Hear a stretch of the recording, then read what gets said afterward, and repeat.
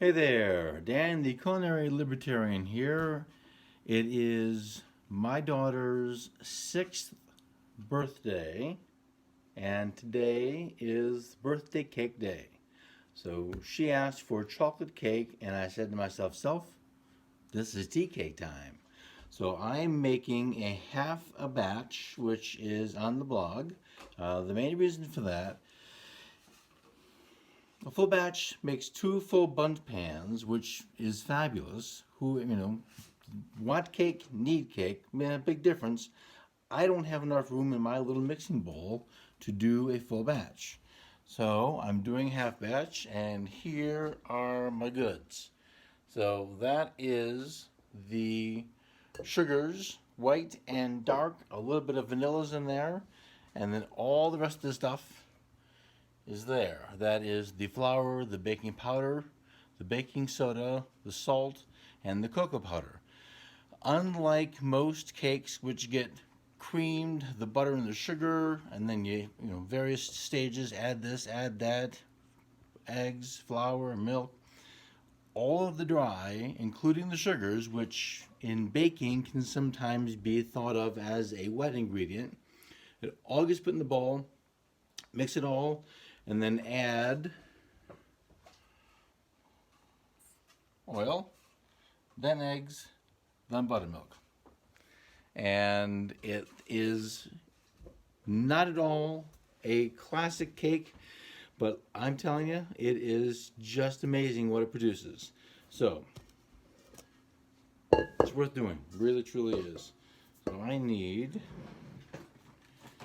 a handy dandy bowl scraper to, don't turn your back to the camera. You can tell we are not classically trained here. All right, so all the stuff is in the mixing bowl and into the mixer. Onto the mixer it goes. Clamp it down.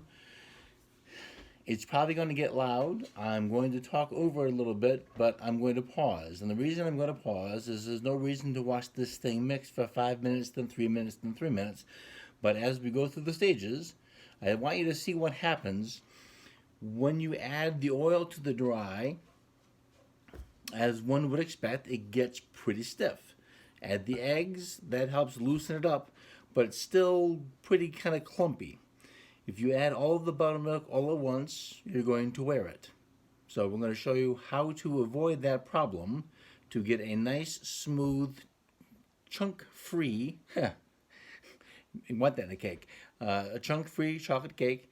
I've got my pans prepared, ready to go, the oven's on. It's all we need to do is mix. So first, we're going to mix it just a little bit to get everything mixed in. Mix it, right? Oil goes in.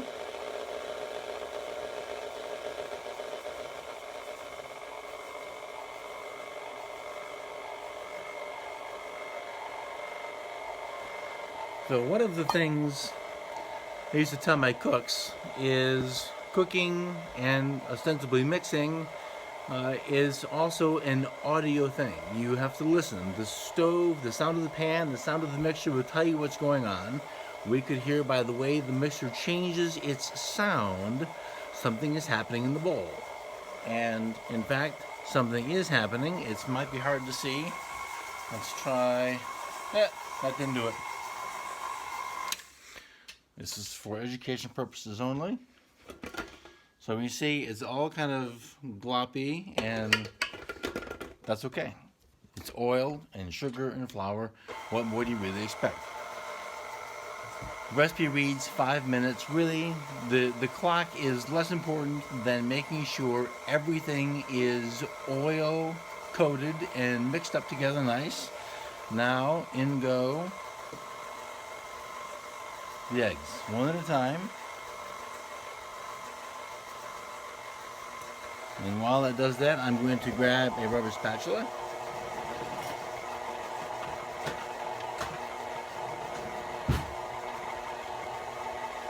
So before, We saw sort of grainy, chunky stuff. And just, well, it looks kind of the same, but let's see if we can do this. Looks a little different. Starting to get some stiffness to it, and that is in part from the extra water from the egg whites and a little bit of the fat, a lot of the fat from the egg yolks. So the second one is going in.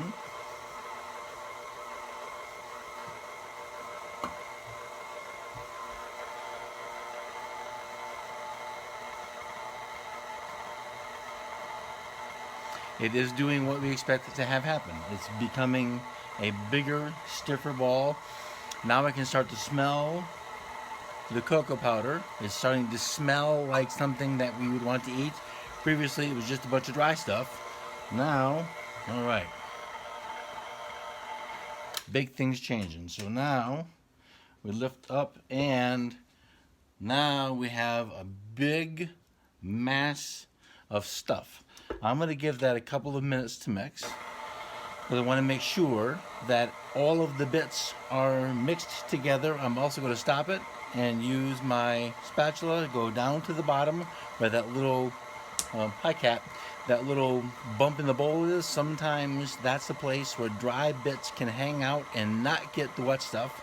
So I'm going to fix that, make sure all of that dry bits get the wet stuff, then in goes the buttermilk. So hang on one second. All right, so we're mixed. The bottom is good. One of the things that has changed is now it's starting to look very much like a batter, but it's still very stiff. So now buttermilk, very slowly. I have this on as low as it goes, and I'm going to put just a little teeny bit. I want to start very slowly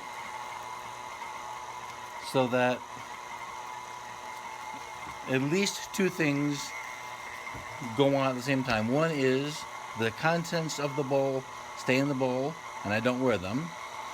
One, it's hard to get out, and two, it's less cake. Two, I want to make sure that the small additions of liquid are absorbed into the batter, and the batter is going to work its own lumps out if I don't add too much liquid.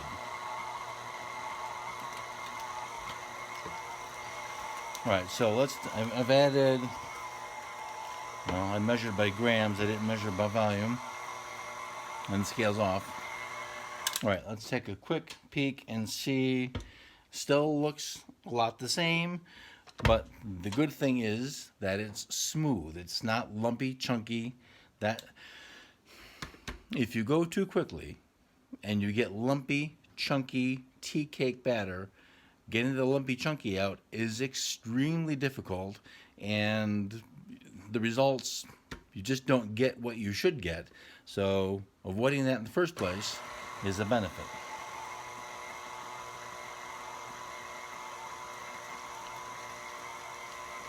Once it's smooth-ish enough to absorb the buttermilk faster, then I can add it a bit more quickly. Kitty Cat is discovering that gravity works everywhere.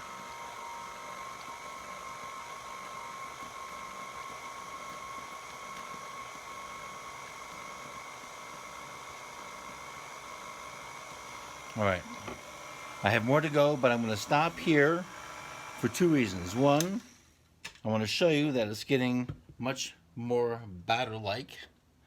But two, I want to pause for a minute, get down to the bottom of the bowl again where that little dimple is, make sure any of the lumpy, chunky bits that are there are out of there so that I don't have a big thunk of mess in my cake. 1 second. All right. Cake's mixed, and you can see now looks like batter. So I am at 514 times 3 equals 1543 grams of batter. That's going to be 700 and some per pan. That sounds like too much, so I'm going to do that in thirds. I'm going to get 514 grams per pan.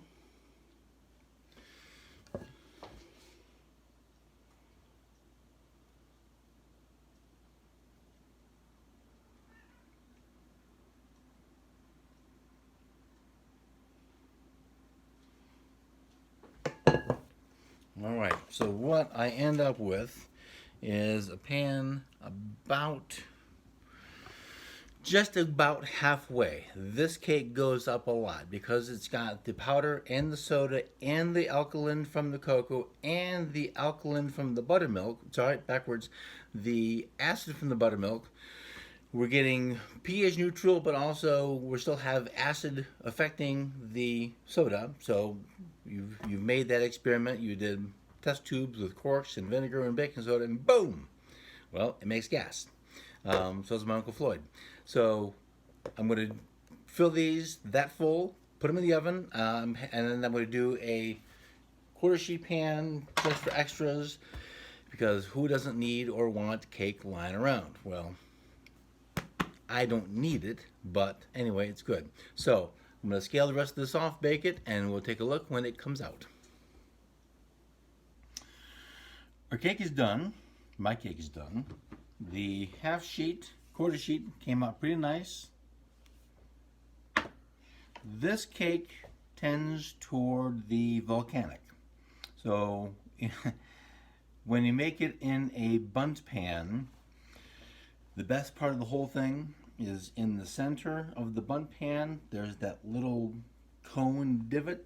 Well, usually is the case that it just goes so high that it flows into that cone, and you get this great, perfect piece of cake that's the baker's own special little treat. Don't tell anybody, it's yours alone. So this one in the pans did the same thing. I made notes to put less batter in next time. So it got a little bit blown up. No big deal, because the inside is fantastic, and when it gets the strawberries and the Swiss vanilla buttercream, you're never going to know the difference. But I got these little yummy bits of, if you can really see that, it's getting a little fuzzy. The texture of the cake, the crumb, is just spectacular. Really nice, small holes, very moist. And, this is, you may not agree, this to me is the best chocolate cake ever in the whole world, and I'm thrilled about it. My daughter will be thrilled about it, and really nothing else matters after that. So it's cooling. I'm going to make the buttercream here in a minute, and then we celebrate 6 years on the planet. So it's a fun day.